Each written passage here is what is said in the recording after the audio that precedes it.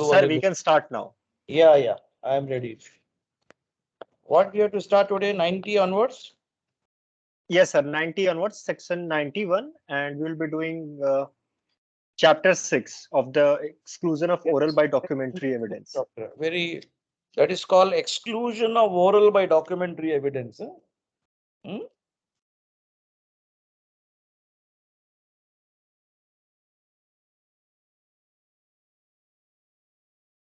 Yes.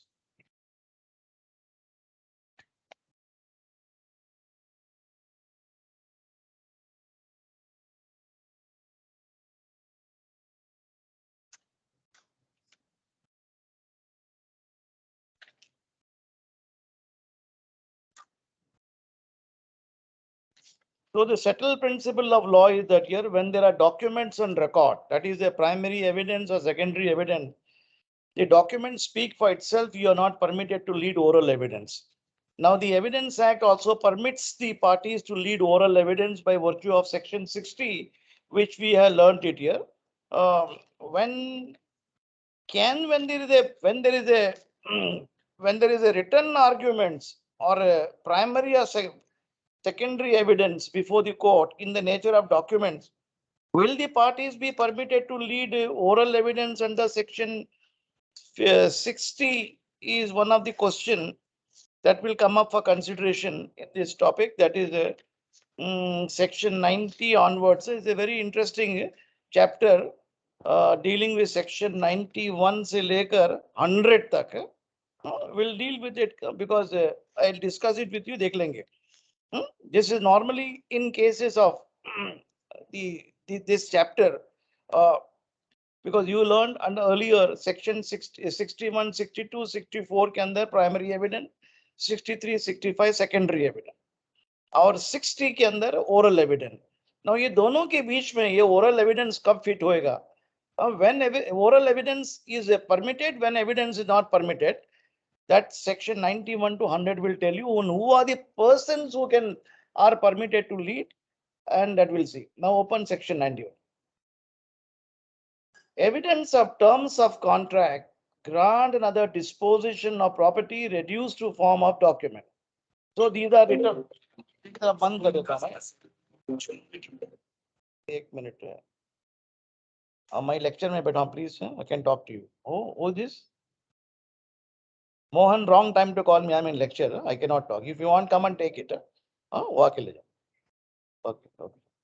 वो मोहन आएगा सुप्रिया का, उसको ये दे दे बोलो. I'm sorry. उसको बिल्ली का खाना दे दो. Yeah, sorry. Yeah, section 91. Evidence of terms of a contract and other disposition of property reduced to form of document. That means it speaks of a written document. It doesn't speak of oral document. Let us see. When the terms of a contract, because under the Transfer of Property Act, under the Indian Contract Act, you learn section 9 made the contract can be expressed, oral or implied. So it is not mandatory that all agreement must be in writing. So they can be oral. Now this section 91 speaks of a written document. Yeah. When the terms of a contract or a grant or any other disposition of property, in property, how will it dispose of? By virtue of a will, by virtue of an exchange, by mortgage, by virtue of a sale deed. These are the documents which speaks of how the property is disposed of. So when the terms of a contract, of a grant, any other disposition of property have been reduced to a form of a document, and in all cases in which the matter is required by law to be reduced in the form of document. So there are certain laws which say that certain document must be in writing. For example, the mortgage deed must be in writing. Mortgage deed cannot be oral under the Transfer of Property Act. It is mandatory, isn't it? But whereas a will need not be in all types of will must be in writing. So the gift deed which is prepared under the Transfer of Property Act must be registered in writing, unless it is a Muslim will, which is a hibanama, which can be a oral will. So this one talks about documents which were mandatorily required to be in writing, and with the law mandate that it must be reduced into the form of document. I think no evidence shall be given. I mean, when there is a written document with the laws mandates that here there must be a written document with regard to disposal of the property, disposition of the property, conveyance of the property, a sale of the property, or a property which is sought to be bequeathed, a property which is sought to be alienated, a property which is sought to be assigned. There are various modes of disposal of the property. Yeah. No evidence shall be given in proof of the terms of the contract, grant of the disposition of property, or such matter except the documents itself. So you need not permit you when you mention that here the suit is being filed for rectification of the account by the principal from the agent. There is the agency agreement pursuant to which the relationship came into existence. Here to annex mark exhibit A is the copy of the agency agreement. So you need not incorporate each and every term A, term A, B, C, D, A हुआ करके agreement को produce ही कर दीजिए आप. So in the moment in examination chief, you are tendering under the provisions of 137 of the Evidence Act or under order 18 of the rule 4 of the Code of Civil Procedure, you tell the honorable court the present suit is being filed for enforcement of the contract, for a declaration that the agreement, the sale agreement is valid, subsisting and binding. Here to annex mark exhibit A is the copy, is the document. So you need not mention each and every paragraph. Similarly, in evidence also, while giving evidence, you need not say that I went to book the flat with the builder. You may initially give the fact you came in contact with him through the broker. We fix in the meeting, we fix it up here, and the terms and conditions of the sale and the mode of payment was recorded in the agreement of sale, which has been registered. So the documents speak for itself. When the documents speak for itself, you need not give any oral evidence unnecessary unless it's not required. That is what law says, that produce the document itself. The document speak for itself. You are not permitted to. If you have a registered lease deed, if you have registered mortgage document, if you have registered gift deed which is given, produce it. Produce the document, and you are not permitted to comment upon it unless there are ambiguities. I come to know that here. Unless there are latent or patent ambiguities, except the document itself or secondary evidence of the contents in cases in which secondary evidence is admissible under the provisions of hereinafter. So the law mandates that here you produce the documents itself, but you will be permitted in case the document is not traceable. We mentioned that the original document is lost. The original document is in the custody of the registrar or the defendant who has failed to produce it despite giving me a notice under section 66 of the Evidence Act. In that event, you will be permitted to lead secondary evidence in the nature of oral evidence first. My lord, the original copy which I had is not traceable. It is lost. There was a robbery in my house. I lodged a police complaint. Here to annex the complaint, the police officer said it's a civil matter. Go and lodge it. However, I got a copy which I had written, kept it in the CA's office or lawyer's office or in my locker. I seek permission to produce the secondary evidence under section 63, which is a copy which I myself personally took it. So the only exception is that here you will be permitted to lead secondary evidence of the document which has been lost or the document which is in the custody of the other people. Otherwise, the original primary evidence which is with you, which has been produced before the court of law, you are not permitted to comment upon the same. There is no need to give running commentary on the entire paragraph of the document. Okay, that is the sum and substance of section 91. Now let us see the exception. What does it say there? The exception number 1. When a public officer is required by law to be appointed in writing, and when it is shown that any particular person has acted as such officer, the writing by which he is appointed need not be proved. तो यहाँ पे and a public officer, how the government law college principal is appointed by the government of Maharashtra or under the directions of the High Court, that writing itself is sufficient. And there is no need to go into detail about it. Appointment letter is enough. A public office, isn't it? When a police officer is appointed, an income tax commissioner is appointed, or a commissioner is appointed, anybody is appointed, a public officer appointed, in writing, particular person acted as such. So he has assumed the office as such as a principal of the government law college, is proved that pursuant to the appointment. Is a pursuant to the appointment, and there is no need to lead evidence as to how he is appointed, where is appointed, where the meeting was held, interview में क्या हुआ, ये सब बोलने की जरूरत नहीं. Okay, number one. Number two, wills admitted to probate may be proved by the probate.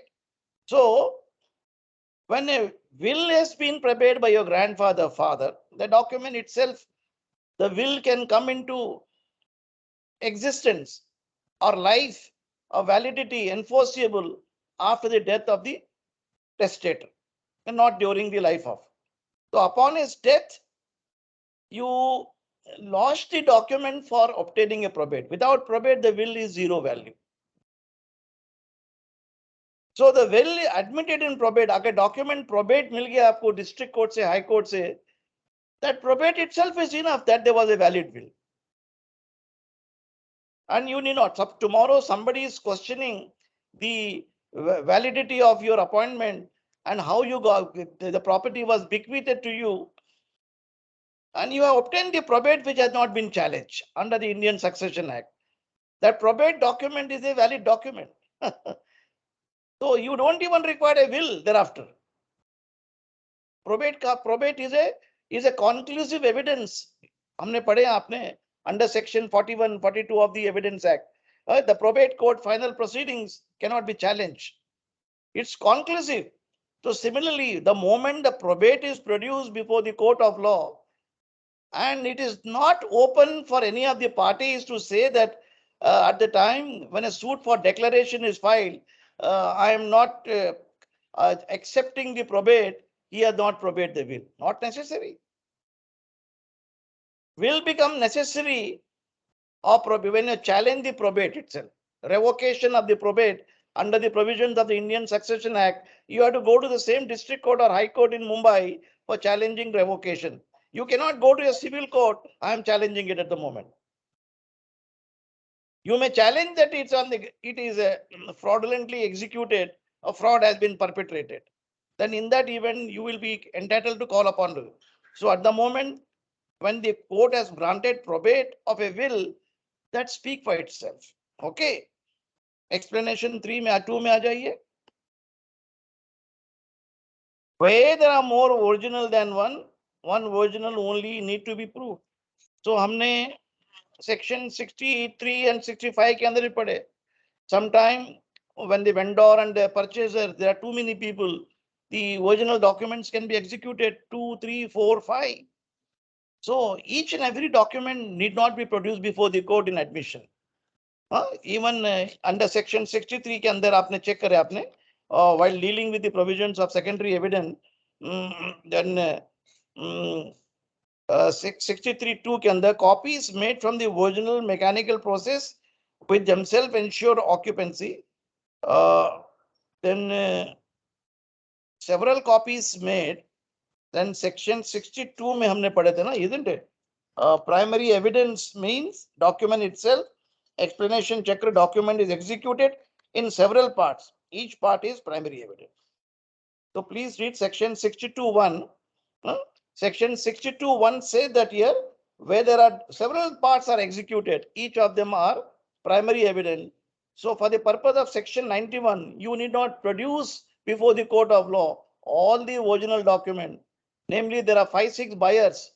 There are half a dozen purchaser. There are 6 documents are made. So एक document काफी है prove करने के लिए.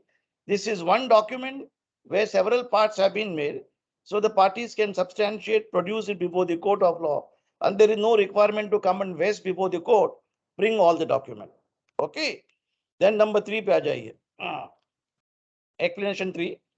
The statement in any document, whatever of a fact, other than the fact referred to in the section, shall not preclude the admission of oral evidence as to same evidence. See, it's very interesting. Here the court has the Evidence Act is keeping a window open for a party. The statement in any document, whatever of a fact, other than the fact referred to in the section, shall not preclude the admission of oral evidence. So you may take up the plea before the court. The document which is executed in the nature of a sale deed, the plaintiff will go for a specific performance against the defendant. So this is he agreed to sell me the plot of land for a sum of rupees 1 lakh rupees. It's a sale deed. Defendant will take him in defense. My lord, this is not a sale deed. It is actually a loan agreement. I was in need of some money. The plaintiff was my friend. I requested him that I want a loan, which I will return after a period of 1 year with simple interest. He insisted that I must make the agreement in such a manner that by way of security, I must, in case I don't return the loan within 1 year, and he has a right to purchase my property. So the agreement which is in the nature of a agreement of sale is sham, colorable, bogus document. It is not to be acted upon. It is in fact a security loan document. It's a collateral document. The intention of the parties are not correctly reflected. So in that event, you will be permitted to lead oral evidence. Please remember this. It's a very important topic. Many times in the landlords in city of Bombay, Calcutta, Madras, in all these big cities and towns, what they do that year, they will ask the tenant, because tenants are not permitted to pay more than the standard rent. There is a clogging that the rent cannot exceed more than the standard rent. But the landlords are very avaricious. It's human nature to be avaricious. You just cannot blame the landlord alone. We all human beings are to be blamed. So kya kare? We hit upon a novel scheme that to circumvent the rent control legislation. Hum kya karenge? You don't make it a rent control agreement. You make it an agreement of leave and license. An agreement of leave and license under the Easement Act, that is section 52. It doesn't bar you from charging any amount. A license or relationship, it is a purely privilege. In a privilege, you can charge market rate. So in such a scenario, so you can take up the plea.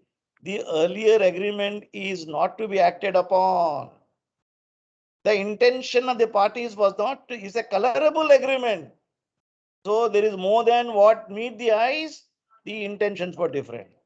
So in that event, by virtue of explanation 3, you will be permitted to lead oral evidence to show that it is not an agreement of sale, but it is an agreement for giving loan. There are many such judgments if you go into, for example, take the Associated Hotels case, Supreme Court ka, Qudratullah's case is there. Net के ऊपर जाके मारिए बेहिसाब मिलेंगे आप. If you don't get one, ask me, I'll give you. Such matter, even under the provisions of the Specific Relief Act, such a provision, you have learned about rectification of a contract, isn't it? Cancellation of a contract. Because you discover that fraud has been committed. You discover that certain things which are required to be brought in the agreement are not brought on record. So you will take up the plea. It's a camouflage arrangement. It's a sham document. I never signed it. And he has written something more than what is required. Isn't it? There are certain agreements in the nature of a mortgage, which they say that if the mortgager, so you mean you are the mortgager, owner of a property, I am the mortgagee, I gave you loan. So normally you have a right to a mortgager, the owner of the property, upon payment, he has a right to redeem the mortgage. But I say agreement likha lete mortgagee, dishonest people, and if you don't pay the money, redeem the mortgage in 10 years, you lose your legal right. That is called a clog on the mortgage, clog on your right to exercise. Such agreements are void. So you have a right to lead evidence here pursuant to explanation 3. Please note that of the Evidence Act. So the embargo which is contained in section 91, when the grant and document which are produced before the court, which are in writing, you are not permitted to normally lead oral evidence. And the document speak for itself is a general proposition of law, which is usually accepted. But the exception is that here, if there is more than what meet the eyes, if the document does not reflect true intention of the parties, if the document is something different and it is not correctly recorded, then you have a right to resile from the proposition and convince the mind of a judge. I have a right to lead oral evidence. I may be allowed, because even at the time, if you take up a plea that there's a fraud has been committed, a fraud, a misrepresentation, these are all secret crimes which are not committed openly. You never know when you are deceived in a transaction. Civil transaction may you are cheated. Criminal court ke andar bhi cheating also comes into play. In a civil transaction, nobody tells you. The astute businessman will conceal things which you learn later on. So you have a right to, you come to know the fraud. You later on, maybe after 3 years, 5 years, under the provisions of law, within 3 years, you must take the cause of action, failing which your suit is barred. But under section 17 of the Limitation Act, from the date of the discovery, you may discover it after 10 years. Chengal Rai Naidu's case, the Supreme Court says fraud can be challenged at any stage, at any time. So not to bother about it. So you are permitted to lead oral evidence here at any stage here. Okay. Now let us see the illustration to understand this section more better. Yeah, illustration A. If a contract to be contained in several letters, all letters in which it is contained must be proved. If a contract contained in several letters, it is not an agreement. If a contract is written letter A, letter 2, letter T, first day say that let us enter, I want to buy your property. Second day, I will talk to my parents and mutually fix the rate. Third day, my parents have approved it.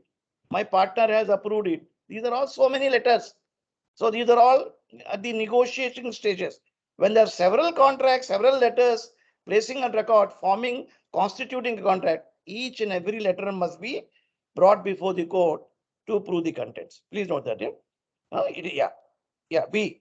If the contract is contained in a bill of exchange, the bill of exchange must be proved. So under the Negotiable Instrument Act, a bill of exchange which has been issued by the authorities, that is a valid one.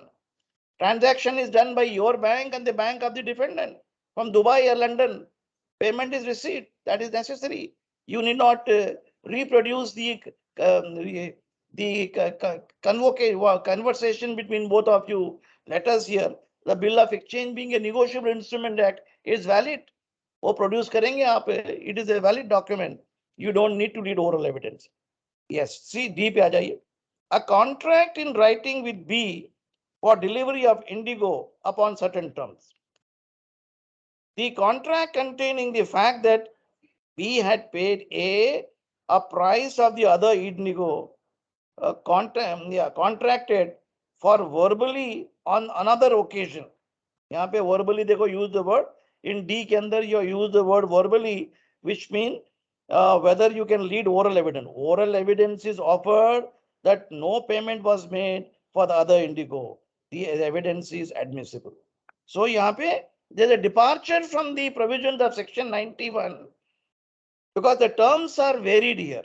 When the terms are varied and which is not to be acted upon something, you are permitted to lead evidence pursuant to the document or the fact which is referred to shall not preclude the admission of oral evidence to that effect.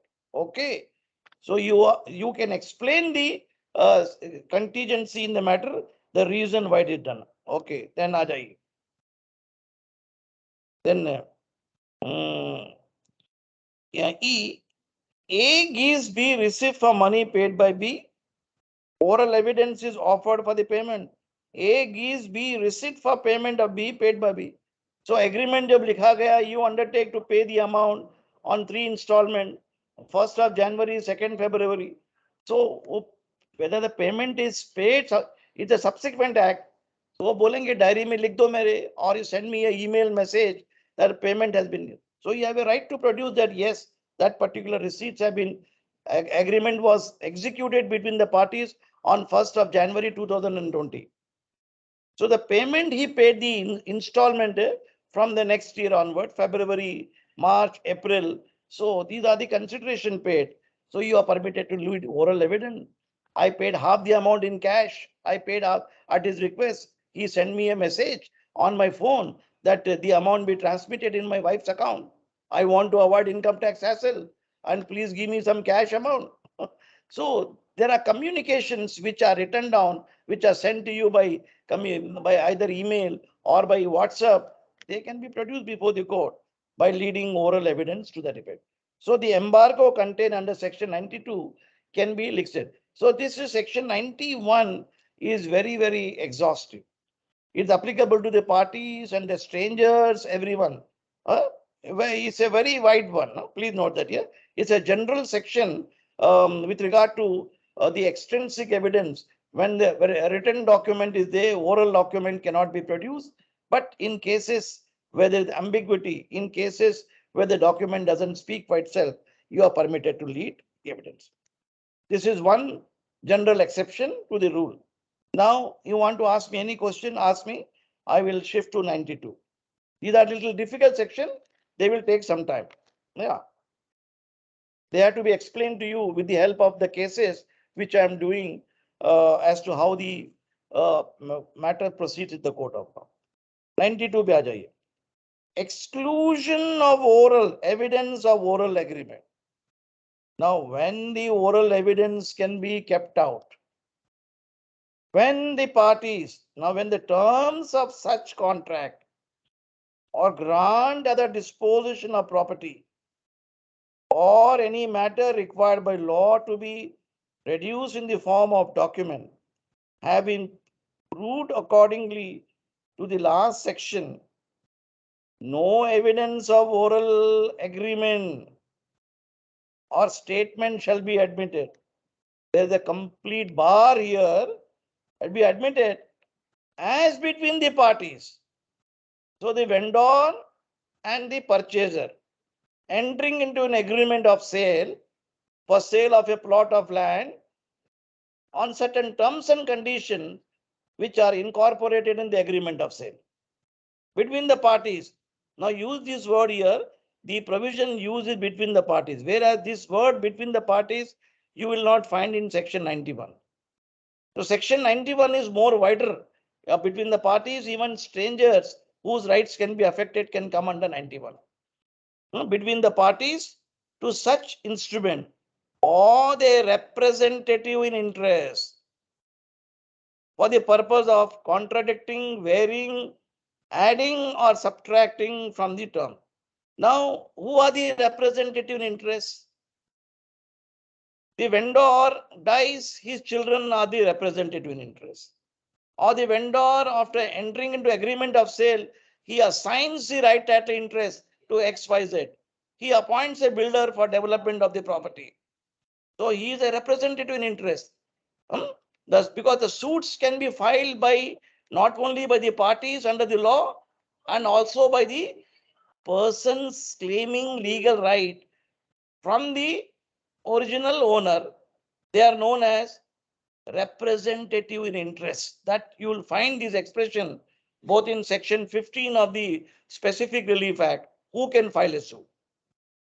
The parties to a contract or the representative in interest. And against whom the suit can be filed, that you will find in section 19 of the Specific Relief Act. The suit can be filed against the party to a contract or the representative in interest, the heirs and legal representatives. So please bear in mind this. So the terms and conditions which have been incorporated for the purpose of section 92. Parties to a contract or their representatives will not be permitted to lead oral evidence because the written terms and conditions are binding.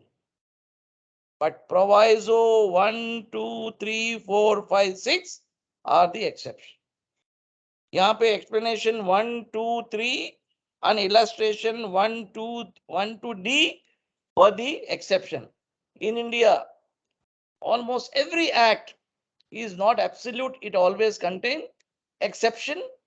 There is a proviso. Proviso, it is not possible to treat all situation equally. Isn't it? Even Article 14 of the Constitution, which speaks of equality before the law, equal protection of law, cannot be applied equally to everybody, but it applies equally to persons who are equally placed in the similar situation. Like you cannot charge same amount of taxes to a 5-star hotel and a Udupi hotel or a Bhajia wala. Huh? A 5-star hotel fellow cannot say that you charge me the same amount of taxes which you are charging Udupi hotel for idli sambar. So there has to be a difference because 5-star treatment, 5-star people are different. And people coming to the customer in Udupi. Yes, there cannot be discrimination between two different Udupi walas, idli sambar walas. Similarly situated people has to be treated equally. So similarly here, the Evidence Act is treating, it says that here, parties who have entered into a contract or their legal representatives who have entered into a written document, they are bound by the terms and conditions. They cannot rescinde the terms and conditions. If they want to rescinde, if they want to take a somersault, that is permitted. That window is kept open when you understand proviso number 1, 2, 3, 4, 5, 6, which we'll discuss right now. Okay? The plain section tells you, you will not be permitted to lead oral evidence. There is a written document, court bolega aapko. But your plain, when you mention that here, the property was sought to be conveyed, not conveyed, then these are the terms and conditions of the agreement. You abide by the term. But if you take up the plea, it has been fraudulently, you were induced to sign the document. And consideration was not paid to you. The defendant at the gunpoint came and told me, sign the document. Otherwise, I'll shoot you and your family member. Without receiving any consideration, I signed it. Sanjana, then how the agreement is binding on you?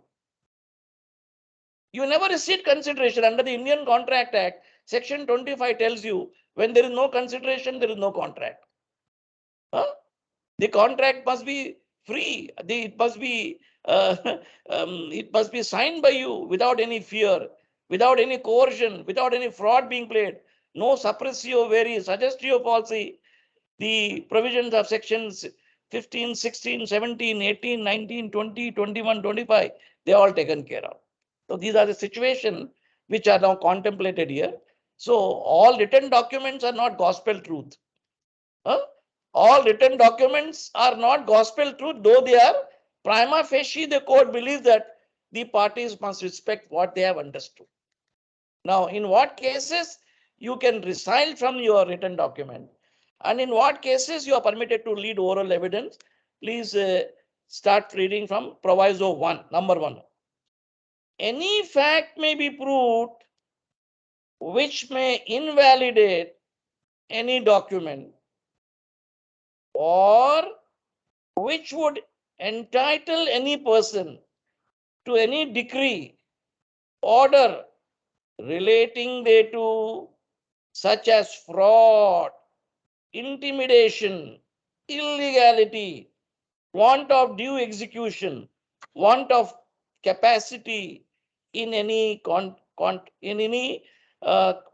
contracting capacity, want of failure of consideration, or mistake of law, mistake of fact or law. This is a very wide proviso which gives you an opportunity for leading evidence. Now, to understand this, now let us each and every word I'll explain to you. Now let us see that here. It tells you that here a contract is vitiated when it has been signed by you, when there's a fraud is involved, fraud and intimidation. So just go back to your specifically fact. In what cases you can introduce fraud before the court of law? You can, there are cases which are there Take for example, now when you open the provisions of section 26 खोल लीजिए आप. Yes, 26, 27, I will tell you, give the example of the specific relief act. 26, 27, 28, 29, 30, 31. Now one or two taking example. Now 26 speaks of a case when instrument may be rectified. So there's an agreement between you both. You agreed for X, Y, Z terms. The consideration is so much, the payment will be paid, and what you will be given a plot of land, maybe a bungalow, maybe a farmhouse, maybe a crops. Something is missing in the agreement, which you discovered later on.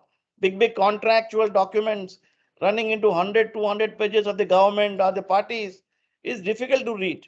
Now let us see what 26 is. When through fraud or mutual mistake of the parties, because the first proviso speaks when there's a fraud. When there's a fraud, you can take up the lead oral evidence. So section 26 is one illustration. When through fraud or mutual mistake of the parties, a contract or other instrument in writing, not being the articles of companies, do not express the real intention. Underline the word. They do not express the real intention. Then either party or their representative interest. Underline the word. Underline the word representative interest may institute a suit to have the instrument rectified. You may tell the court, my lord, the agreement which is sought to be executed was for a plot of land. You were supposed to sell me 10 acres of land. I signed the document, believing in the belief that the document is correct. I signed it and paid the consideration. After registration of the document, I trusted the defendant. He was known to me. He's my good friend. He developed the property. Then I decided to develop the property, engaging an architect, engaging a civil engineer who came and took survey of the property. Upon survey, I discovered that what is sold to me under the agreement is 10 acres.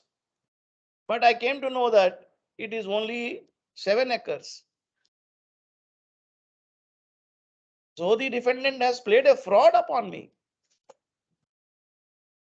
This document requires to be rectified. The area must be correctly given. There is an error apparent on the face of the record. And the document, in the document he has mentioned he will give me a bore well. He will give me certain crops, certain standing crops or a structure which is not there. So I may be allowed to lead oral evidence to prove the fraud. Okay, particulars of fraud must be given under order 6 CPC padhe aapne. This I discovered it recently.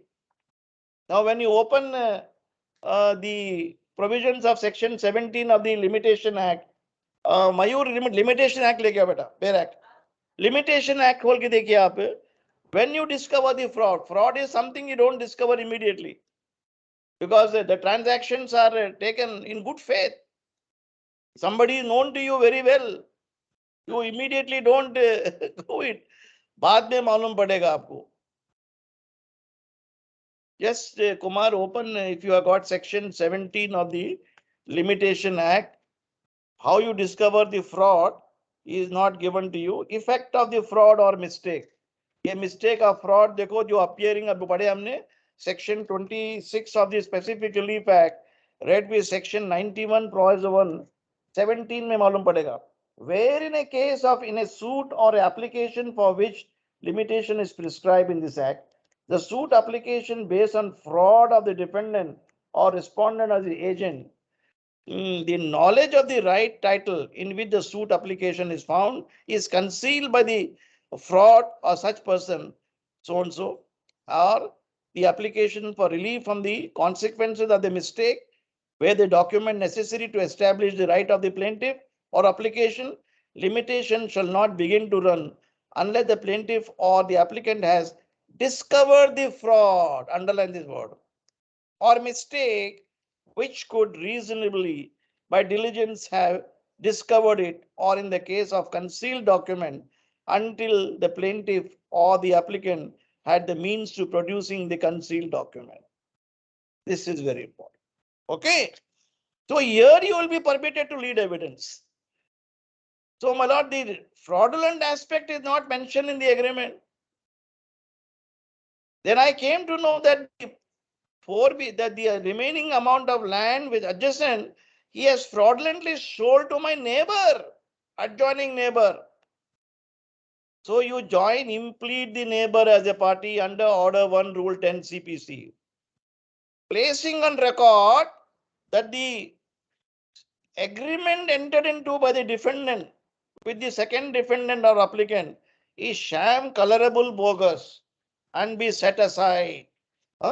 And that is for a declaration you seek that under the specific relief act, that specific relief of declaration and cancellation, section 31 for declaration you seek the status, that this honorable court be pleased to declare that the land which is sold to the adjoining neighbor, namely defendant number 2, in fact belongs to the plaintiff. That this honorable court be pleased to declare that the land is integral part of the first agreement, and this honorable court be pleased to cancel the agreement between the defendant number 1 and 2 with respect to the remaining land. That cancellation order you will seek under section 31 of the specific relief act. Please remember this when you are dealing with property matters, specific relief act, transfer of property act should be by heart to you. So this instrument, whenever the fraud has come to know, you have a right to bring on record. And as regard the even if the matter has become part heard in the execution stage, second appeal stage, not to worry. You have a right to amend the pleading at any stage. Unlike in the CPC Order 6, Rule 17 tells you amendment cannot be done after the matter is part heard. But fortunately, the Specific Relief Act, which is both a procedural law and a substantive law, tells you at any stage of the proceeding you can amend the plain. Now I'll show you, for example, when such a amendment can be granted at any stage. Please open section 26 subclause 4 खोलिए 26(4) खोल लीजिए आप and proviso. It says that rectification के लिए no relief for rectification shall be granted to any party under section unless it has been specifically claimed. You must claim. Now पहले suit में तो आप claim नहीं कर सके. You did not know the fraud. So you are joining the other party that is a fraud has been committed. Now see, provided that, see the proviso, provided that where a party has not claimed any such relief in his pleading, the court shall, underline the word, shall at any stage of the proceeding allow him to amend the pleading on such terms and just including the claim. So there is no bar in applying for amendment even at the stage when the suit is become part heard, when evidence is recorded, even at the stage when judgment is being recorded, or when you discover the fraud at appellate stage, you can make the application under Order 41, Rule 27 of the CPC. That discovery is taken place right now. So this gentleman, the defendant number 1, has sold the property, my property, to defendant number 2. Declare this document sham. Declare the document colorable and bogus. Be set aside and cancel. So relief under the provisions of both under section 34 of the Specific Relief Act and 35 and 31 read with section 26 for rectification of your document. So 3 relief आप एक साथ में मांग सकते हैं. Because why? The law permits you need not file a separate suit for each relief. Now section 22 of the Specific Relief Act tells you can ask for hundreds of relief. एक ही suit के अंदर आप multiple relief can be asked. Just please see section 22.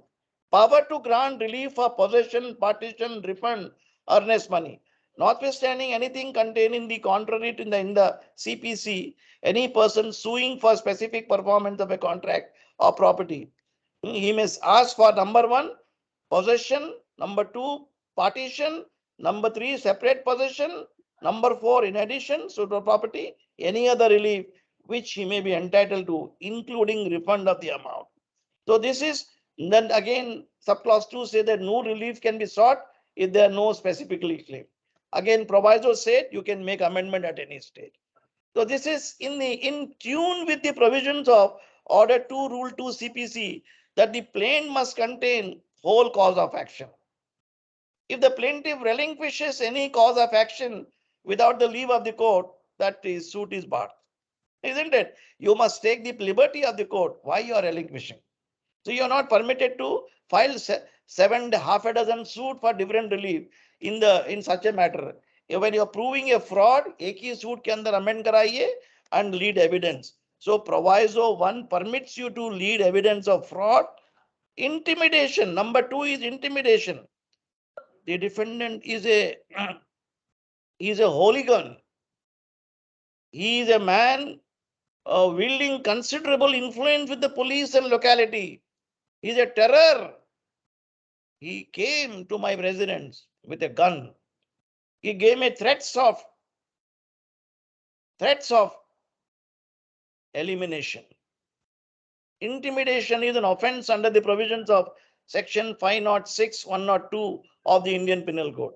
Criminal intimidation, isn't it? In the state of Maharashtra, it is punishable for 10 years. The offense is cognizable. Other part of India, it is 2 years. So when it is so, intimidation is a cognizable offense. So the defendant came and put revolver over my temple. If you don't sign the document, I will eliminate your family. Under fear, I signed it. Now this part is not written in the agreement. I picked up the courage and lodged a complaint. My lawyer has been helpful to me, kind to me. He took me to the police. I was under fear. My fear was removed by him, my well-wisher. So in many cases, people don't lodge FIR for many reasons. A girl who has been ravished or raped, she doesn't like to lodge a FIR immediately. She's scared of her reputation, family reputation. Naam kharab aayega. So similarly, a man who has been dispossessed, whose property has been taken away, and who has been kept in the gunda places. आप तो पढ़ते हैं दिन रात India के अंदर. People are saying that here, if you don't do this act, I will bulldoze you. I will eliminate you. People under fear, they are doing it. So that evidence you are permitted to lead. That evidence of intimidation can be led orally before the court of law. So the embargo that the document speak by itself is lifted. Number 3, illegality. Now if the document contains illegality, Section 23 of the Indian Contract Act tells you certain contracts are void ab initio. The contract is against the spirit of law. The contract is immoral, against public policy, isn't it? You bribe a particular minister and get the order, I will give you a reward of 1 crore. It is not enforceable contract. It's against public policy. Huh? A client cannot tell the advocate, you bribe the judge and get a favorable order for me. I will pay you 50% of the market price of the property. Contract is entered into. Such contract is illegal. First of all, bribing is illegal. You cannot bribe a judge. You cannot bribe anybody. Isn't it? Such contractors are illegal. So you can lead oral evidence. Illegality aa gaya. Want of due execution. You may take up the plea that here, this agreement which has been executed is not duly executed. For example, a mortgagee has taken your property. You are a mortgager. By paying you just a lakh of rupee और document में लिखा लिया है उसने 10 लाख रुपया ले लिया और document को registered भी नहीं किया और 2 witnesses required. So under Section 17 of the Registration Act, the mortgage document must be compulsorily registered. There must be 2 attesting witnesses.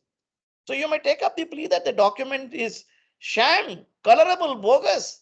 It is not. It is void for a due execution. So it cannot be acted upon. Number 3 aa gaya. Number 3, then want of capacity in a contracting. The defendant or a plaintiff is a minor. and there is no guardian appointed. There is no next friend appointed. By no stretch of imagination, he could have signed the agreement. And he was lunatic at the time of the contract. He was suffering from insanity. So there is an incapacity. So the agreement, the suit which has been filed for enforcement of a contract is void. So you can lead evidence, oral evidence. Under the Indian Mental Health Act, he suffered. He was taking treatment in JJ Hospital. He was taking treatment in so and so with doctor. He was taking treatment with psychiatric. In such a situation, you are permitted to lead the oral evidence. So the contract itself is totally void. Okay, capacity. Then want of failure of consideration. The consideration mentioned in the agreement is about 1 crore, but what he has paid me in my account is only 10 lakhs. By paying me pittance, he is trying to take away the property. So agreement is void, cannot be acted upon. Specific performance cannot be granted. Right title interest cannot be conferred. So I may be permitted to lead oral evidence. He is mentioned that he is giving me, he has given a cash amount. No such amount was given. This is a false statement. Let it be verified. So यहाँ पे you can lead oral evidence or mistake in fact or law. So the provisions of section 26 of the Specific Relief Act told you that here when there is a mistake in the agreement, when in the agreement you can go for rectification. Your agreement which has been executed with the defendant does not show the correct description of the suit property. There is an obvious mistake. There is a mutual mistake, patent mistake, latent mistake. Rectify karo. This was not be agreed upon. He had told me that measurement will be taken with the joint inspection of both the architects. No such architects came over. They were to appoint and I were to appoint. This has not happened. When measurement has not been taken, area is not assessed. Where the question of asset area? Area has been put in good faith and belief. I signed the document.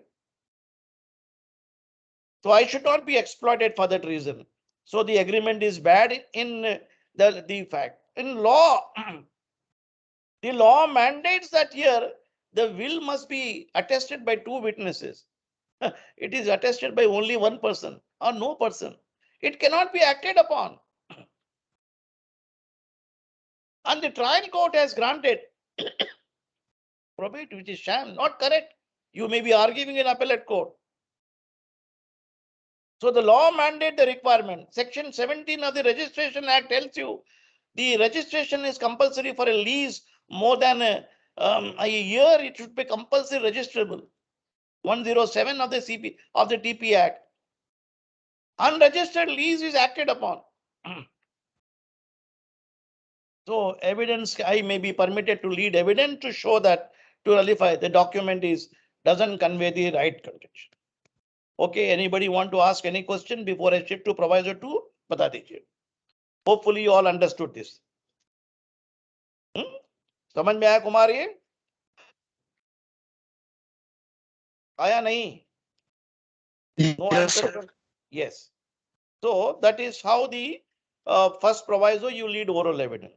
Now come to second proviso, when there's a written agreement, when you are permitted to lead oral evidence. The existence of a separate oral agreement. Underline this word. The existence of any separate oral agreement as to any matter on which a document is silent and which is not inconsistent with the terms may be proved in considering whether or not this proviso applies. The court shall have regard to the degree of formality of the document. It is very common in the city of Bombay, Calcutta, Madras, big cities. Many people, rich owners of the land, want to avoid income tax. They want to avoid paying municipal corporation taxes. Isn't it? बोलेंगे, I am letting out to you the premises on leave and license basis for a period of 33 months. The consideration which we pay, you have to pay me 1 lakh, but we will show in the agreement up से 50,000 रुपया. I have to pay taxes, 35% जाएगा. or remaining amount you pay me cash. Oh, oral agreement. We will show the remaining amount that is being used for a furniture fixtures.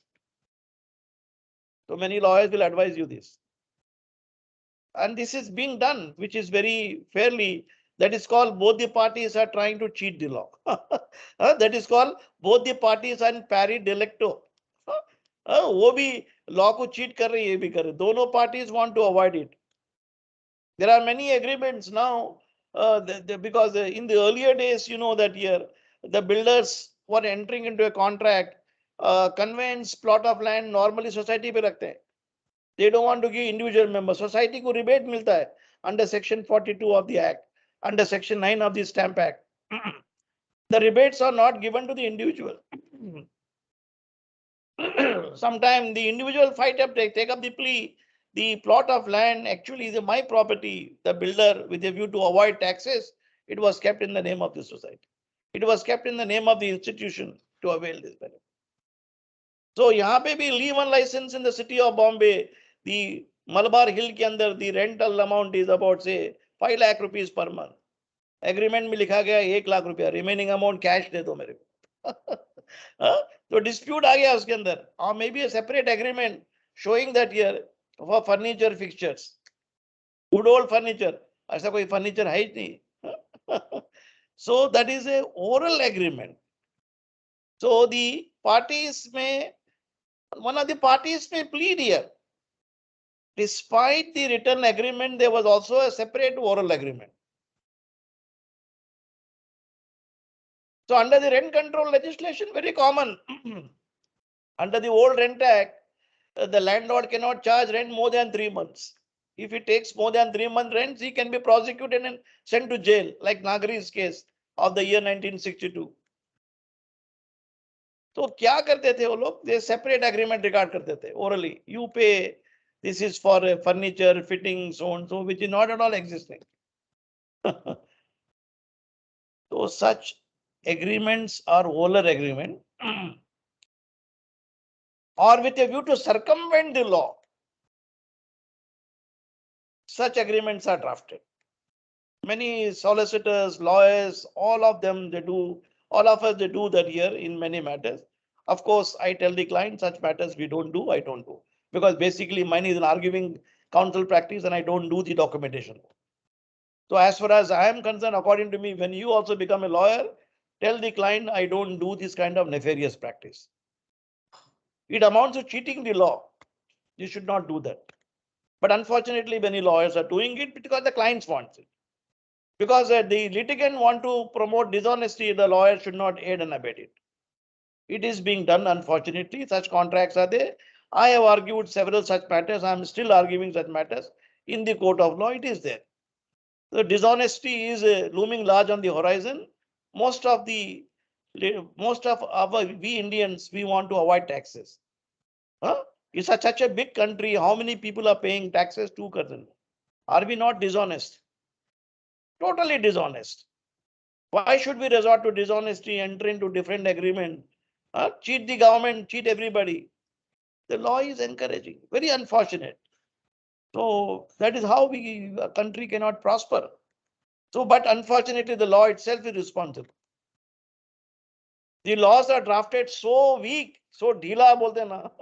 There is a loophole everywhere. There is a window open to exploit.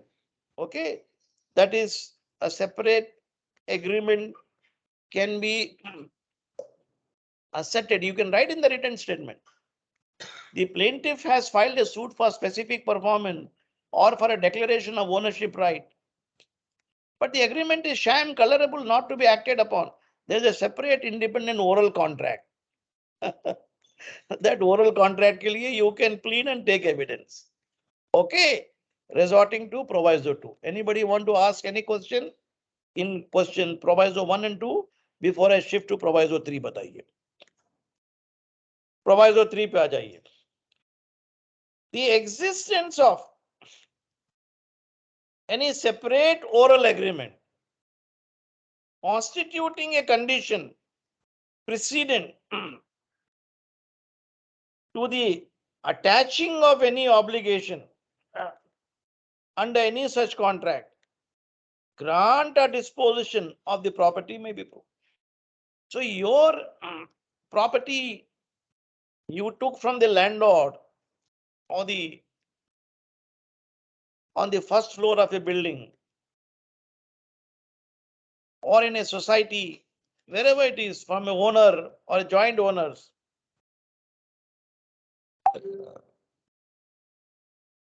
you will have a separate oral agreement that I should be given a parking space of 2-3 cars.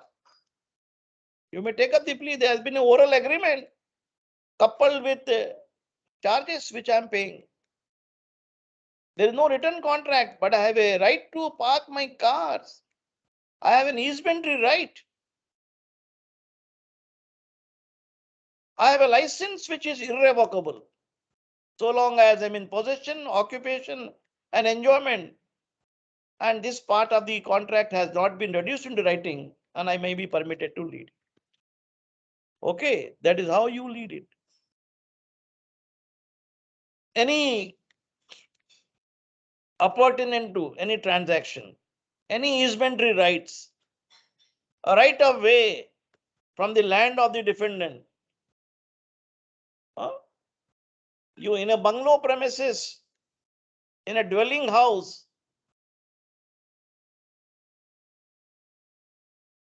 tenancy is created in your favor or license is created in respect of a first floor premises. You have a right to use the garden. You have a right to use the passages.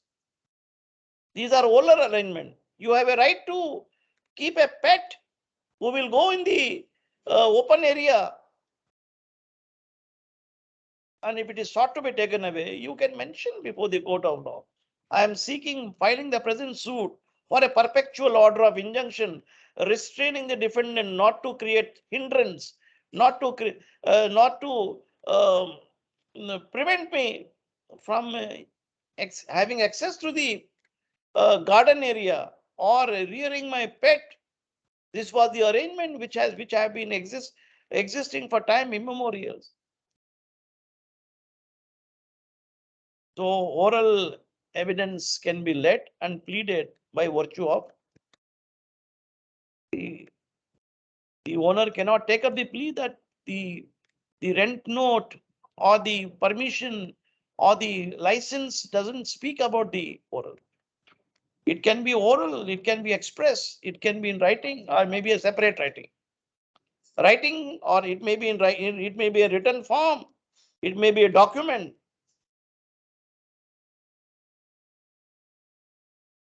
See, proviso 2 speaks of a written document.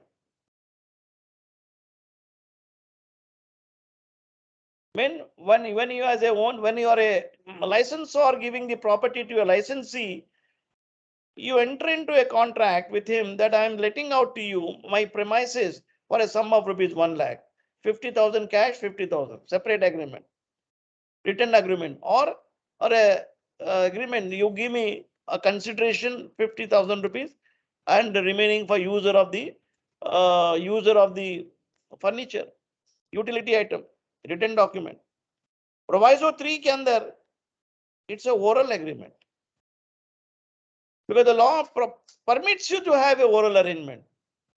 Under section 9 of the Indian Contract Act, contracts are express or oral. It is not necessary always it must be written.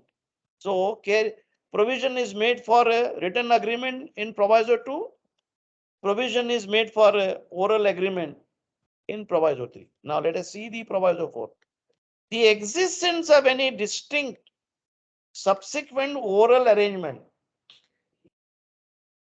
to rescind or modify any such contract or disposition may be proved except in a case in which a contract, grant, or disposition of the property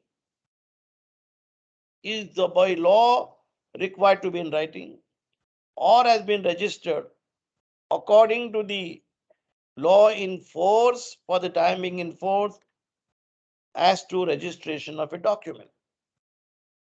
Now, to understand proviso 4, please pay attention. The existence of any distinct subsequent oral agreement. Now there is a substitution of a contract here. A contract is entered into at the time of the and in the 1st January. Now the contract is sought to be modified or rescinded, which is permissible under section 62 of the Indian Contract, a substitution of a contract. Doctrine of novatio padhe aapne. So this will apply to novatio when a substitution take place. Now even the provisions of the section 62 of the Contract Act as well as section 18 permits of the specific leave act when there is a variation in a contract. See, section 18 of the specific leave act says that where the plaintiff seeks specific performance of a contract in writing to which defendant sets up a variation, the plaintiff cannot obtain performance sought except with the variation. So variation here is a substitution of a contract. Now again, sections 20 of the specific leave act speaks of substituted performance of a contract. So A and B entering into a contract, A is from Bombay, B from Delhi, supply my goods. Delhi wala cannot supply the goods for A reason, B reason. Bombay wala bolega, I have made arrangement from third party from Pune, he will supply. So there is a substitution of a contract. In a substitution of a contract, specific performance cannot be sought. A notice can be given 30 days notice, but damages can be claimed. That you should know. In such cases, scenario, proviso 4 can be invoked because it's a subsequent event. When A wrote a letter calling upon B to perform the contract, B said, I cannot perform at the moment, I do not have funds. So pursuant to section 20 of the specific leave act, A has a liberty to appoint his agent. In Pune, you deliver the goods. But notice is to be given. So he is rescinding the contract, modifying the contract. So in such an event, oral evidence can be allowed. Deposition of a property may be proved, except in, so is allowed, except, but the embargo is in cases of a contract grant of property by law requiring to be in writing. If something required to be in writing, for example, a mortgage you cannot create which requires in writing. An English mortgage, a usufructory mortgage, or any kind of a mortgage under the Transfer of Property Act requires mandatory registration. You cannot do that. You cannot say take up the, I am substituting the contract of tenancy with a mortgage. Not permissible to lead evidence. Or has been registered according to the law in force at the time of the registration. So section 17 of the Registration Act tells you a document which is registered, if not registered, consequences are flowing under 49. Effect of non-registration. A document can be impounded under Order 13 of the CPC. Isn't it? In that event where the law mandates that here registered documents are required to be included, then in that event you cannot take up the rescind the contract. Rescission of a contract, modification permitted. Certain cases where the requirement of registration under the Registration Act are not warranted. Oh, yahan pe this is a substitution of a contract, section 62 and section 18 of the specific leave act and section 20 of the specific leave act are the examples which you should bear in mind. Okay. Anybody want to ask any question? Number 5, I'm moving. Any usage or a custom by which incident not expressly mentioned in any contract are usually annexed to the contract of the description may be proved. Now you are permitted to lead evidence with regard to a particular usage in a community. What is the trade custom in Bombay, Calcutta, Madras? A pakka adatya, kacha adatya, who are not revealing your name of your customer, but they take a commission. It's a custom in the Bombay Stock Exchange not to reveal the name of your customer. At the same time, business is done. That's a custom. And it's a custom and practice to charge 1%, 2% by the broker as per the market, prevailing market. That can be proved by leading oral evidence. Or a custom, because you know the custom evidence, usage evidence is specifically permissible. What we learned under section 13 of the Evidence Act.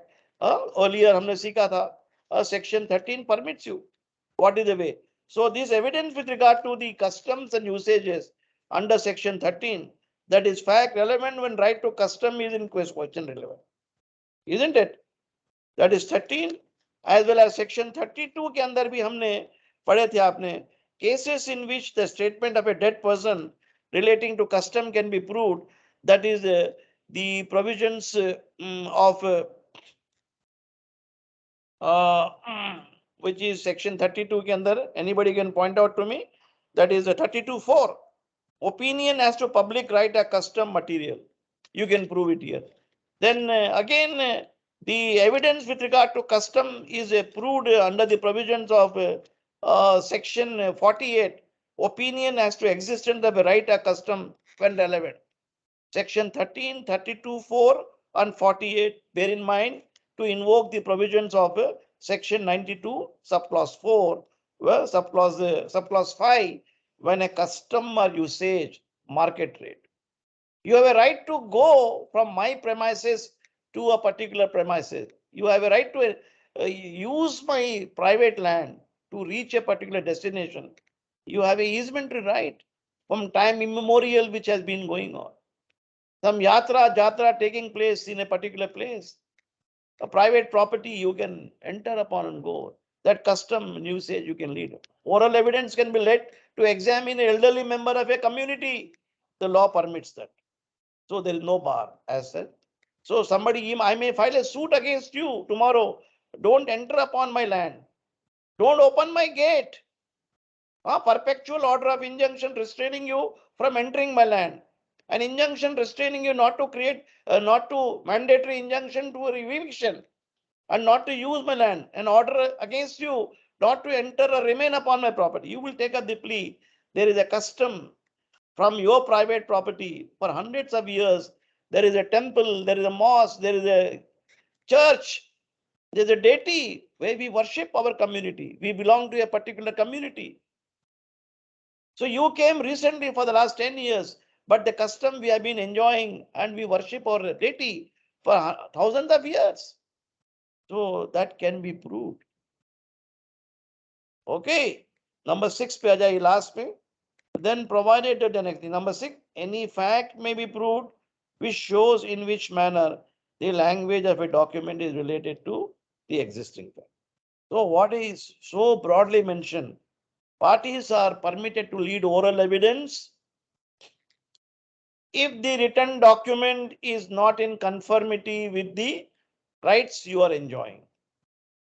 If the rights which are not expressly mentioned, certain rights which you may be having, which are implied rights, like under the Indian Trust Act, certain trusts can be created impliedly. They are not express trusts. Like a husband or a wife purchasing property in the name of in their name. The Benami Transaction Act doesn't apply. They are a trustee acting in fiduciary capacity. You as a father, you bought a property in the name of your daughter, unmarried daughter, when she was a young girl, or a son, major. That property, of course, by virtue of you are not hit by the provisions of a Benami Transaction of 88. The son and daughter cannot claim. You may say that I created a trust. I kept it in the name of a family member.